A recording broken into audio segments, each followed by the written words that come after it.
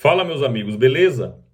E se eu te disser que existe a possibilidade dos áudios vazados entre o Vorcaro e o Flávio não terem sido obra da esquerda? O áudio vazado de uma conversa entre Flávio Bolsonaro e Daniel Vorcaro traz, na verdade, mais perguntas que respostas sobre a origem do vazamento. E o mais intrigante, talvez, nem seja o conteúdo da conversa em si, e sim a pergunta que pouca gente está fazendo: quem vazou isso?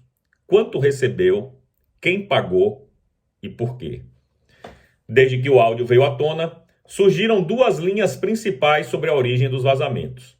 A primeira é a mais óbvia, a de que setores ligados ao governo e à Polícia Federal teriam interesse direto em enfraquecer Flávio Bolsonaro politicamente. Afinal, não é segredo para ninguém que Flávio é hoje em dia o líder das pesquisas, e isso obviamente é um empecilho para o projeto de poder da esquerda e o atual establishment político. Dentro dessa hipótese, algumas pessoas levantam a possibilidade de que o material tenha sido obtido, comprado ou repassado estrategicamente para um veículo como o Intercept Brasil, justamente por causa da linha editorial do portal. A lógica é simples: entregar o vazamento para um veículo identificado com a esquerda aumentaria o impacto político contra Flávio e garantiria ampla cobertura negativa na imprensa tradicional. Mas existe uma segunda hipótese, talvez ainda mais intrigante, e essa foi levantada pelo meu amigo Kim Paim. E se o vazamento não veio da esquerda? Se isso for, na verdade, uma guerra interna dentro da própria direita? A teoria faz sentido quando se observa o cenário político atual. Flávio Bolsonaro aparece como um nome forte para ocupar espaços importantes da direita nas próximas décadas.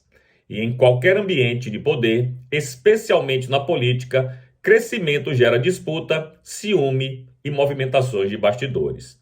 Dentro dessa linha de raciocínio, o vazamento poderia ter sido articulado por setores da própria direita, interessados em enfraquecer Flávio, antes que sua candidatura ou a sua influência cresçam ainda mais. E aí entra um detalhe estratégico importante.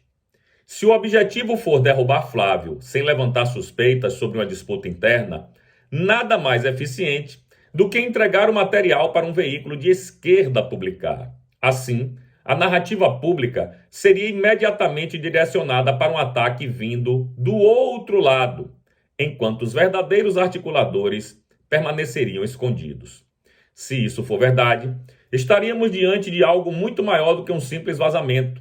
Seria uma guerra fraticida dentro da direita brasileira, uma disputa silenciosa por poder, espaço e protagonismo pelos próximos anos. E isso explicaria muita coisa: o timing do vazamento, a forma coordenada como o material circulou e até o esforço de transformar rapidamente o caso em desgaste político permanente. Claro, tudo isso ainda está no campo das hipóteses e análises políticas. Não existem provas públicas definitivas sobre a origem dos vazamentos, mas uma coisa é certa: um vazamento raramente acontece por acaso. Quase sempre existe interesse político, cálculo estratégico e alguém tentando mover peças no tabuleiro sem aparecer no jogo.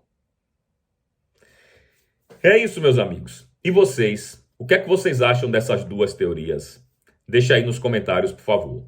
E se ainda não se inscreveram nos meus canais no YouTube, o Didi News e o Didi RP2, por gentileza, cogite se inscrever.